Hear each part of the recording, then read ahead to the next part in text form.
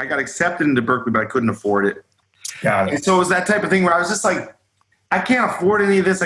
But LA was like, well, maybe that's that idea where, if you talk about being a professional musician in other cities, mid-sized cities, you might know, man, it's like you come from a very heavy musical family, but when you don't come from a background that's like, there's some artists in the back. I mean, my grandmother was a ceramicist, so there was art in the family.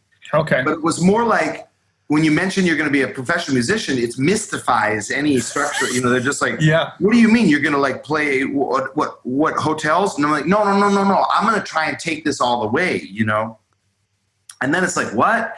I wanted to be involved with like a scene where if you talk about, in LA, you could say anything to anyone at any time and they could just go, yeah, of course. You could say, I astral projected this morning and while I was going to, golf and then I was going to think about, getting the Carmen McRae gig after I astral project, and then the person goes, cool. Yeah, I'm into that too.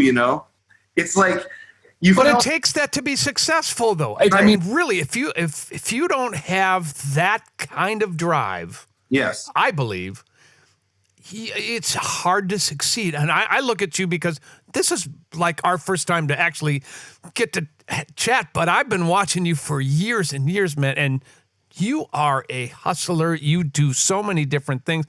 You have so many different influences that I hear. I had a ball, by the way, researching for this interview, going through and listening to the 25,000 bands you're in, just kind of going, what is different about this? What's the common thread through all this?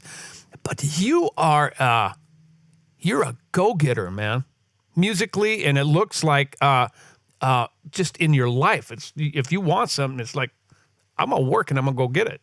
Is that true? I mean, I'm definitely not great at leisure time. Right. I was going to ask you how long have you actually sat in a chair? What's the longest stretch of time that you've sat still? I'm told by everyone my whole life I don't really do. Like I said, I don't do a lot of just forced relaxation. For me, music. In fact, I identify even more now that we've all been sort of grounded or forcibly retired on some level. Yeah. Without a retirement fund. That's the other thing. We'll talk about that later. I knew I should have worked something out earlier when I was doing well. For me, it's just more like I recognize the healing nature of music. And I recognize that the self-healing nature of music. And for me, I've always felt that music represented more than just a fun thing to do or something where it makes me feel good. I want others to feel good as well. For me, and I assume many people, I hope many people, music provides a deeper salve, a soulful healing.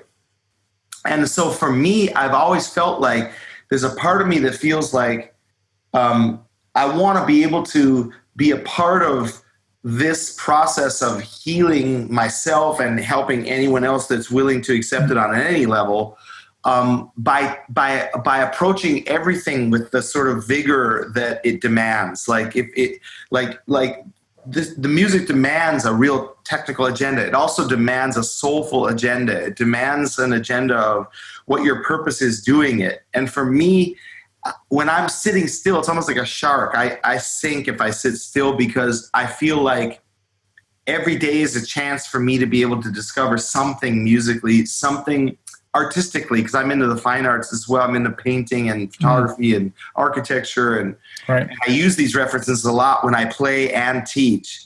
And so during this time especially, it's just heightened my need for these things.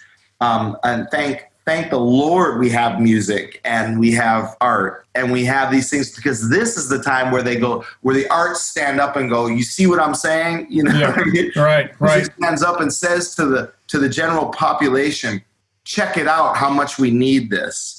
Oof. And for me, it's not just like, I need this to go out and make my living. For me, that's always the idea where if I feel like if I take care of the music, it will take care of me. And I've always said that to myself. Like, if I go in and I work on these details and I work on my relationship with this thing and I make it pure as possible and I just go, for me, it's never been about like, I'm going to knock down every door. For me, it's just prepare to receive kind of thing. You know, that sounds a little Eastern, but it's really true. It's like, I want to receive it. So I want to be in the position to receive it when the door opens, you know?